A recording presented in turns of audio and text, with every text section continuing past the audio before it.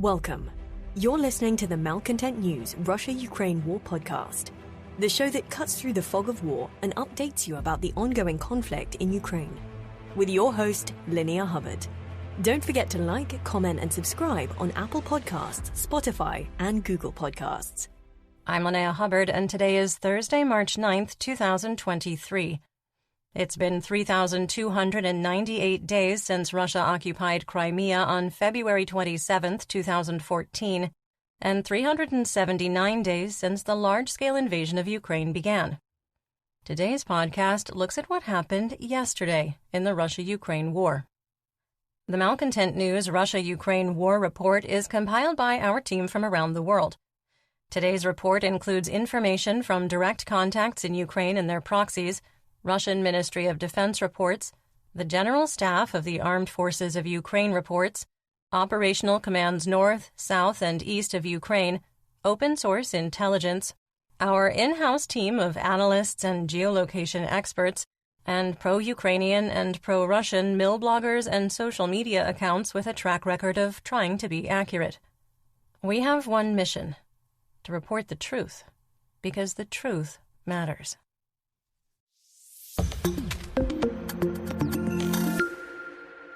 Due to the missile attack across Ukraine, today's report will only cover the regional updates. But let's get started with our assessment of the current status of the war. First, regrettably, our assessment that Ukraine's nuclear power plants could be de-energized by future Russian missile attacks on energy infrastructure was accurate, with the Zaporizhzhia nuclear power plant de-energized due to nationwide missile strikes. Second, we maintain that the Russian Federation armed forces are combat ineffective and are only capable of effective attacks on a small area of the front, such as Bakhmut. Third, we maintain that Russia has committed almost all available ground forces to Ukraine and cannot maintain the current level of personnel and equipment losses. Fourth, we maintain that the public infighting between private military company or PMC Wagner Group's leader, Yevgeny Prigozhin, and the Russian Ministry of Defense is intensifying. There is a very small but notable chance that the ongoing provocations could spark Russian-on-Russian violence. Fifth, we maintain that the Russian Ministry of Defense is actively working to eliminate the influence of PMC Wagner Group and Yevgeny Prigozhin, both on and off the battlefield. Sixth, our assessment that Russia can no longer tap its strategic reserve of Caliber cruise missiles and can only launch its monthly production of 25 to 30 missiles was accurate, with 20 Caliber missiles used in today's missile attack, the first in almost 3 weeks. Seventh, we maintain the Kremlin is actively attempting to topple the legitimate government of Moldova. And finally, we assess that the Kremlin is actively interfering with the Georgian government's attempt to join the European Union.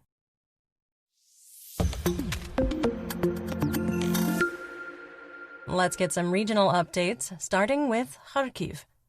In the Dvorichna operational area, the General Staff of the Armed Forces of Ukraine, or GSAFU, reported that Khrianikivka was shelled, while the Russian Ministry of Defense, or MOD, reported positional fighting among DRG units. The GSAFU also reported that Vilshana was shelled, reinforcing that Ukrainian forces continue to make incremental gains around the Oskil River bridgehead at Dvorichna. The Kharkiv region was hit with 13 Russian S-300 anti-aircraft missiles used for a ground-to-ground attack, including 11 that struck the city of Kharkiv. Heat, hot water, and electricity were knocked out citywide just one day after Kharkiv turned streetlights back on. In the village of Pisochin, an S-300 landed in the yard of a private home, injuring 2 pensioners, 1 hospitalized, while a second missile landed in an unpopulated swampy area.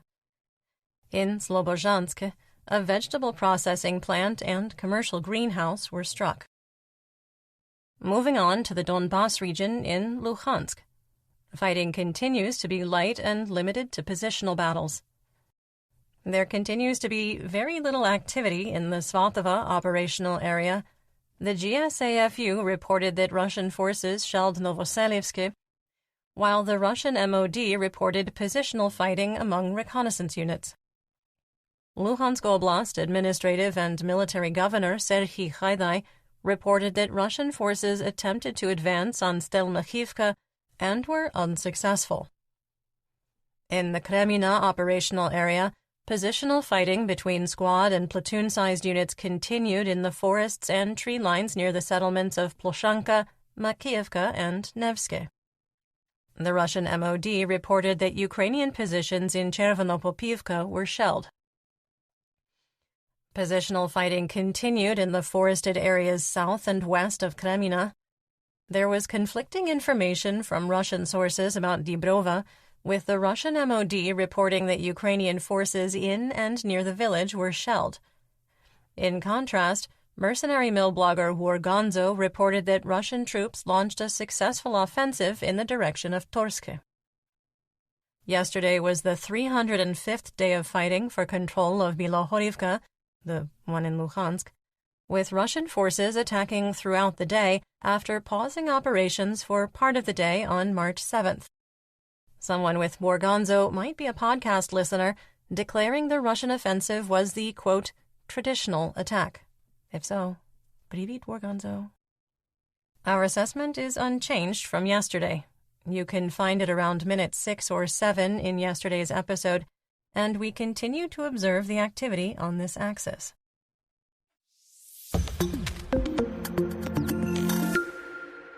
In northeast Donetsk, in the Siversk operational area, elements of the 2nd Army Corps continued their attacks south and east of Spirna without success. Yesterday, we reported that we were unsure if Russian forces launched an attack from Bilohorivka, the one in Donetsk. Well, it was likely an accurate report, with Russian troops once again attempting to advance along the railroad line toward Vyimka, also without success. PMC Wagner also attempted to advance on Vesele from Yakovlivka, suffered losses, and returned to their defensive positions. PMC Wagner also tried to advance on Fedorivka and was, you guessed it, unsuccessful. In the Solidar operational area, PMC Wagner continued its attacks on Zaliznyanske, with fighting reportedly intense.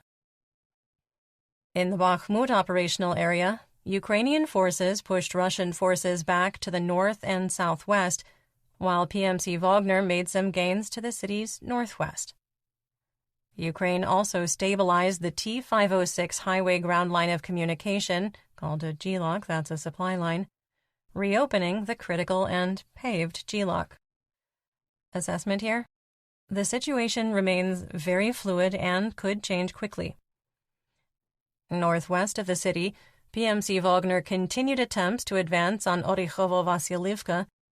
Several Russian mill bloggers claimed that Wagner mercenaries had reached the village, but at the time of recording, Yevgeny Prigozhin had made no claims of operational success in this or any other direction.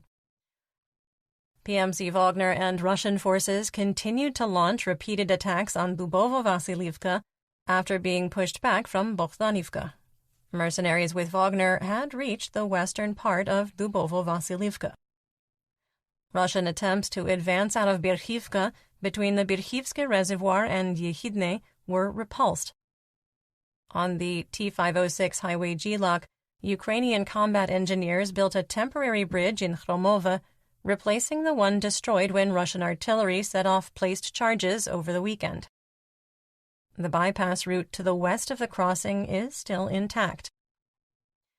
Within Bakhmut, fighting continued to the south, while the Bakhmutovka River separated the combatants in the east.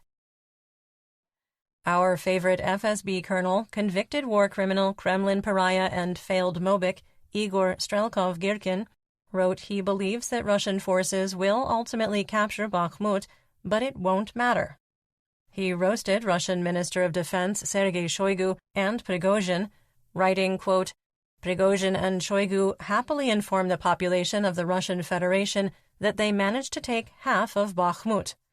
Without denying in the least the courage and heroism of the Wagner fighters and commanders, as well as the interacting units of the RF armed forces, I will note that the results of more than 2 months of brutal meat grinder, in the form of taking half of the small city, testify to anything but the military talents of both of these characters.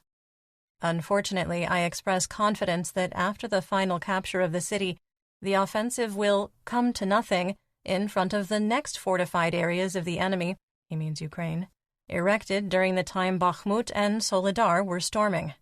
End quote. Mercenary mill blogger Rybar wrote some quality fan fiction in their daily report. The former Kremlin public relations staffers claimed on March 7th that Ukraine could use the T-504 highway G-lock again. Today, they claimed that Ukrainian reinforcements were building in Ivanivsky, while simultaneously claiming that active fighting was going on at the MiG-17 Memorial and along Independence Avenue. The T-504 G-lock passes next to the MiG-17, making these three claims, when considered together, impossible. We reviewed intelligence that reinforced that Ukrainian forces have pushed Russian troops back from Ivanivsky, the 2 kilometers claimed on March 7th. We readjusted our map to reflect our higher confidence in those claims. South of Bakhmut, in the Kostiantynivka operational direction, the GSAFU again reported repelling a Russian attack from Klishchiivka, further reinforcing the Ukrainian advance. Some assessment: while Ukrainian forces had a good day yesterday and appear to have re-established 2 of the 3 G-locks that support defensive efforts, the situation remains fluid. Further, Ukraine has no firm grip on either highway, which could easily fall back under Russian fire control. Our team was in fierce debate on Thursday and Friday last week, based on very reliable reports we received that Ukrainian forces were preparing to withdraw from Bakhmut. Based on prior analysis, team expertise, and the tactics of both combatants, we ultimately decided to ignore the intelligence and reported that Ukraine was preparing for a limited withdrawal to the west bank of the Bakhmutovka River, but would maintain the city's defense.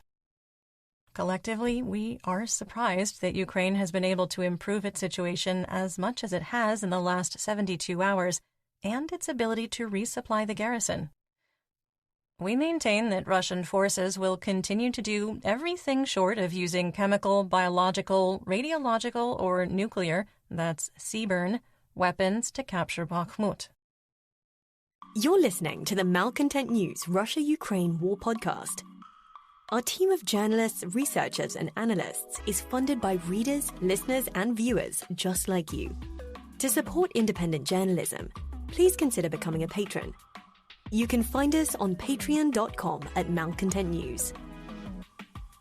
In southwest Donetsk, in the Toretsk, New York operational area, the 1st Army Corps attempted to advance on Oleksandropil without success. Fighting with reduced intensity continued east of the Krasnohorivka Plateau, including Russian attempts to advance from Kamyanka. Wargonzo reported that Russian troops had not crossed the H-20 highway, which calls into question if Vesele, the 3rd Vesele in Donetsk north of Avdiivka, was captured on March 7th. Russian troops may have created a small salient at the plateau base, and Rybar claimed that the settlement was under Russian control on March 8th. South of Avdiivka, the situation is unchanged.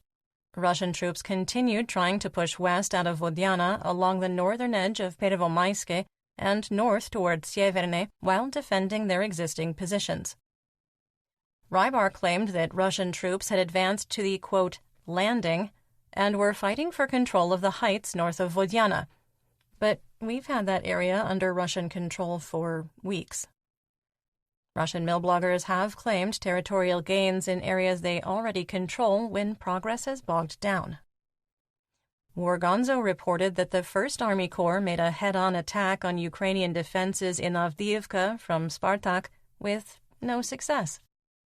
Russian forces continued to attack the Ukrainian firebase at Nevelske without changing the situation. In the Marinka operational area, fighting in the center of the wasteland where Marinka once was continued. In the Vuhledar operational area, after repeated and failed attempts to recapture the pig farm on the eastern edge of Pobeda, the First Army Corps renewed attacks east of Novomikhailivka and maintained the over 9-year tradition of suffering losses and returning to their previous defensive positions. Insurgents in Mariupol reported that the line to cross into Russia at the Novoazovsk border crossing extended for more than 10 kilometers, with commercial builders and trucks full of stolen Ukrainian grain withdrawing from the Russian-occupied city.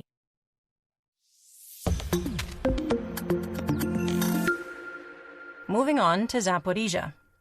The Zaporizhia nuclear power plant was completely de-energized due to widespread Russian missile attacks on Ukrainian infrastructure. The 750 kilovolt line was disconnected in the early hours of March 9th local time. It's the first time the station has been completely de-energized since November 23, 2022. Operators were bringing reactors 5 and 6 to cold shutdown and switched to emergency power supported by 8 diesel-fueled generators with enough reserves to support cooling and operational systems for 15 days. Radiation levels are normal. International Atomic Energy Agency, or IAEA, Secretary-General Rafael Grossi reported that the 330 kilovolt line that Russian forces damaged west of the Dnipro on Sunday was still de-energized at the time of the missile strikes. Grossi, expressing frustration, told the IAEA Board of Governors, who are currently meeting in Vienna, Austria, quote, "Yet again, Zaporizhia nuclear power plant is running on emergency diesel generators, the last line of defense. This is the 6th time, let me say it again, the 6th time that ZNPP has lost all off-site power and has had to operate in this emergency mode. Let me remind you, this is the largest nuclear power station in Europe. What are we doing? How can we sit here in this room this morning and allow this to happen? This cannot go on. I am astonished by the complacency. What are we doing to prevent this from happening? We are the IAEA. We are meant to care about nuclear safety. Each time we are rolling a dice, and if we allow this to continue time after time, then one day our luck will run out. I call on everyone in this room today and elsewhere. We must commit to protect the safety and security of the plant. And we need to commit now." End quote. Emphasis Grossi. Just hours before the destabilizing missile strikes, Rosatom officials provided a press tour to pro-Russian journalists and propagandists at ZNPP, and did a ceremony changing the sign showing ownership from Energoatom to the Russian state-run enterprise. Okay, sidebar. We couldn't make this up in our wildest dreams. I'm just imagining the tour. See how good we are at running nuclear power plants? Now, if you step over here and look to your left, you can watch our military create a crisis. A fire broke out along the riverbank of the Dnipro east of Enerhodar and expanded to 4 acres before being controlled. Russian occupiers blame the fire on Ukraine, saying, without any evidence, they dropped incendiary bombs from a drone. 4 Russian cruise missiles hit critical infrastructure in Zaporizhia, causing extensive damage. There were no injuries. In Russian-occupied Vasilivka, drone-directed artillery destroyed an electronic warfare, radar, and communication station. This is the second attack on Russian electronic warfare capabilities in the area in less than 48 hours.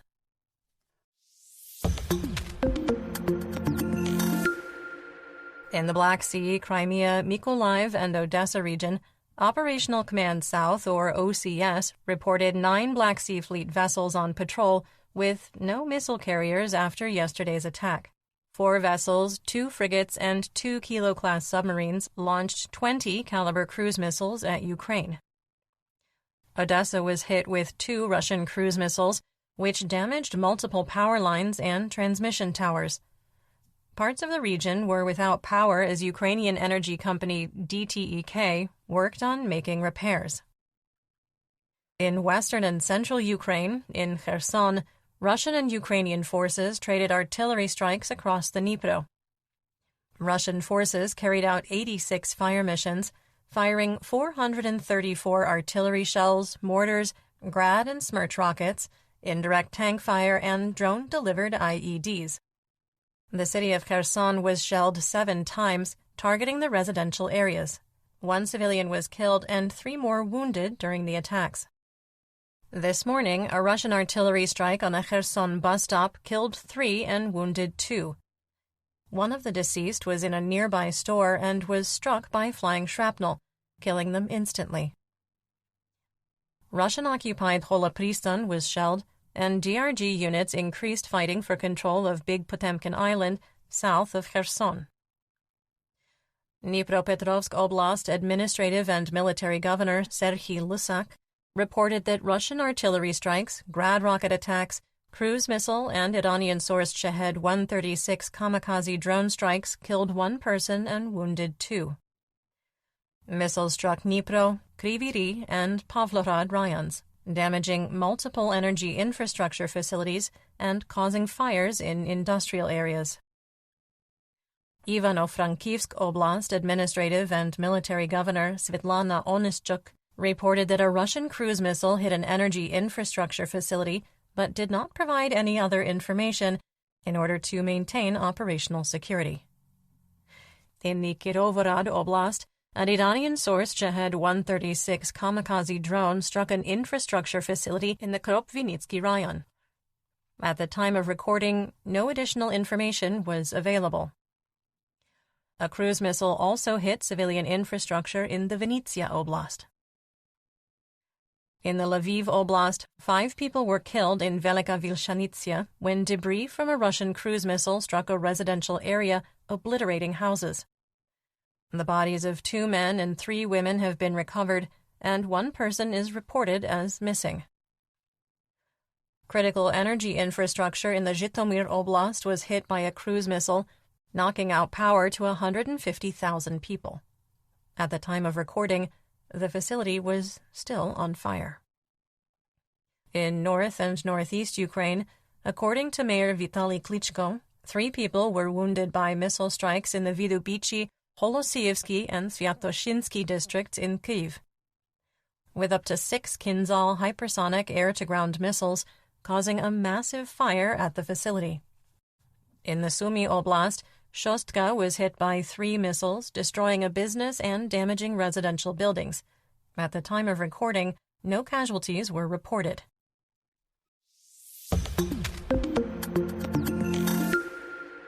Let's talk about developments theater-wide and outside Ukraine.